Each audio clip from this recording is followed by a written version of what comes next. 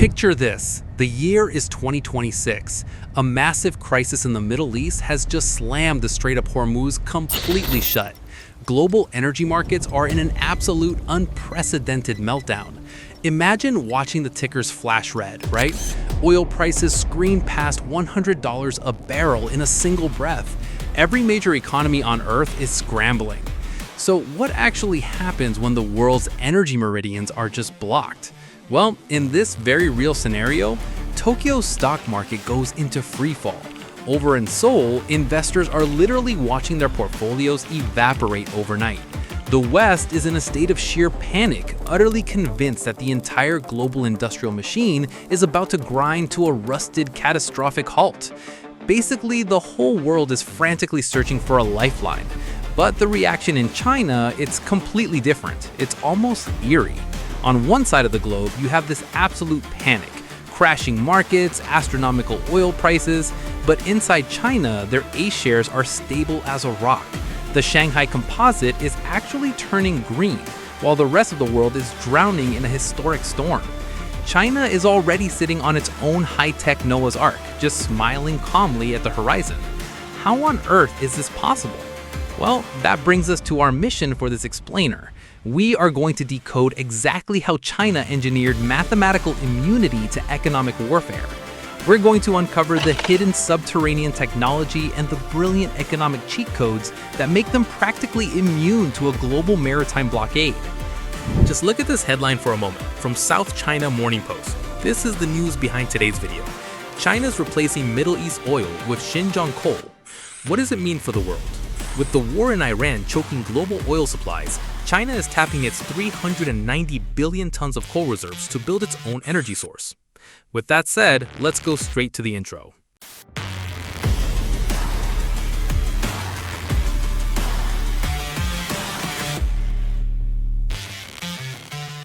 The algorithm buries channels that show the truth like mine every single day. The only thing that fights back is you. One like, one subscribe, turn on the bell icon. That's how the truth about China survives on YouTube. Don't let it disappear. Thank you very much. The Malacca Dilemma trap, the vulnerability the West thought they could exploit. Let's dig into the trap that strategists really believed they had set for the world's second largest economy. For decades, analysts in Washington have whispered about this hidden kill switch. They called it the Malacca Dilemma. It's the strategic vulnerability of relying on a narrow, 1.5-mile wide maritime choke point for the vast majority of your imported crude oil. You see, since 1993, China has been a net oil importer, so this tiny corridor was viewed by the West as this long, highly exposed extension cord. And the logic was dangerously simple.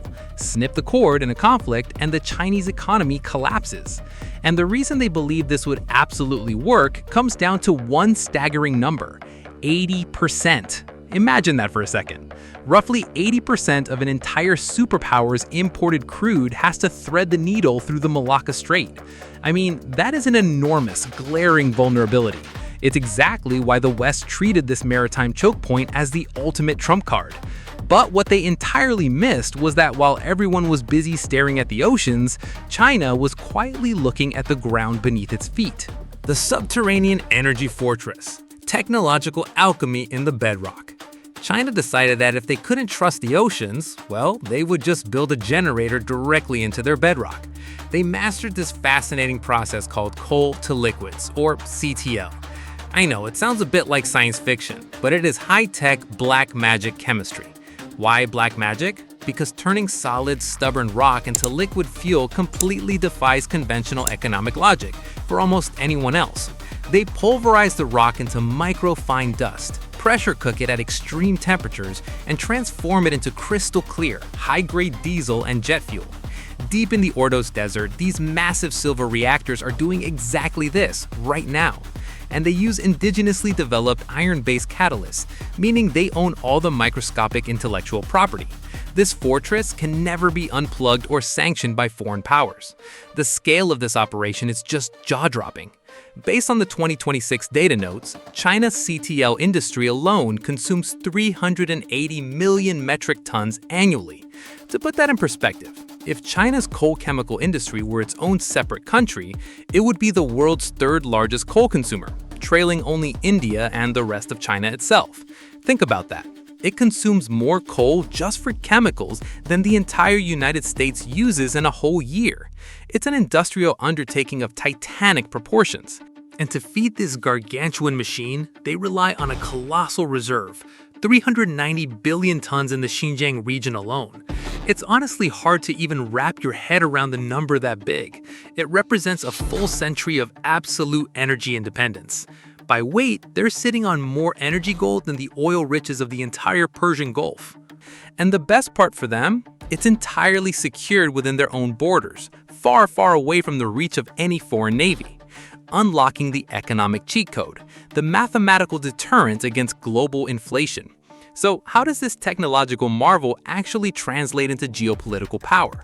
Well, the smoking gun evidence of this incredible arbitrage lies right in their production costs.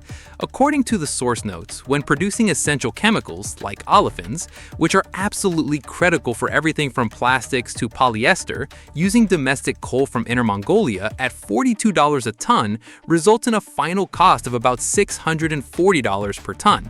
But if you have to use imported naphtha to ride from $110 barrel oil, that cost skyrockets to $1,185 per ton. By essentially cooking their own oil from their own soil, China cuts their production costs nearly in half compared to the rest of the world. This creates what we call a structural ceiling. Through sheer scale and these pit-to-plant mega-clusters where the chemical plant literally shares a fence with the coal mine, China has locked in a domestic production cost of roughly $60 a barrel. So while the rest of us are feeling the sudden, sharp pain of a $120 global spike at the gas pump or in the cost of basic goods, China's internal economy just hums along at that locked-in $60 rate. They've completely decoupled their internal energy costs from international price shocks. It's brilliant. Which leads us to this really profound reality. The notes say it best. To an economy the size of a mountain, even a massive global price spike is managed as a routine 1% fluctuation in GDP. This is what true mathematical immunity looks like. Because the price of national survival is practically hard-coded into their own soil, Beijing can treat earth-shattering global energy shocks as minor accounting footnotes. Wartime mobilization and surge. Defending the fortress under a total blockade. Let's pivot from economics for a second to a kinetic military conflict. What actually happens if a physical blockade is attempted? If the Strait of Malacca is physically blocked, they don't panic. Instead, they trigger a wartime redirection protocol. It starts with full national mobilization, instantly diverting up to 30% of civilian fuel. That's a staggering 4.8 million barrels a day straight to the military and strategic sectors. This seamless pivot allows them to sustain large-scale defense operations for over 100 days. It flawlessly executes their military-civil fusion doctrine, literally pivoting from a civilian economy to wartime readiness with absolute precision. And they aren't just storing this vital fuel in highly visible, vulnerable coastal tanks either. Oh no, they have engineered massive subterranean defenses. These underground reserves are hardened, hidden deep in the hinterlands, and explicitly engineered to be totally protected from advanced 21st century munitions. We're talking immunity to precision drone strikes and bunker-busting cruise missiles. Next steps and global impact. Changing the locks on the global order. How does this build into the macro picture? Because China isn't just surviving the old global order, they are actively making traditional naval blockades totally obsolete.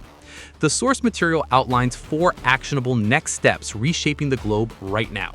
First, accelerating EV dominance. With electric vehicles projected to hit 45% of new sales, they're literally moving the engine from the gas tank to the battery, completely destroying the leverage of an oil blockade. Second, they're abandoning vulnerable maritime routes by expanding secure overland pipelines from Russia and Kazakhstan. Third, bypassing the US dollar. They're using parallel financial architectures like SIPs, ensuring they can trade entirely outside the reach of Western sanctions. And finally, they are weaponizing waste. They're using massive carbon capture systems to inject CO2 back into dying oil fields just to squeeze out the last domestic drops. It's a brilliant circular economy executed on a science fiction scale. Which brings us to a final provocative question to wrap up this explainer. Is the Malacca Dilemma now just a ghost story?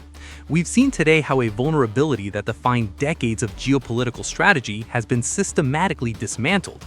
True power in the 21st century doesn't just belong to the nation with the biggest navy. It belongs to the nation that can successfully manufacture its own security right from the ground up.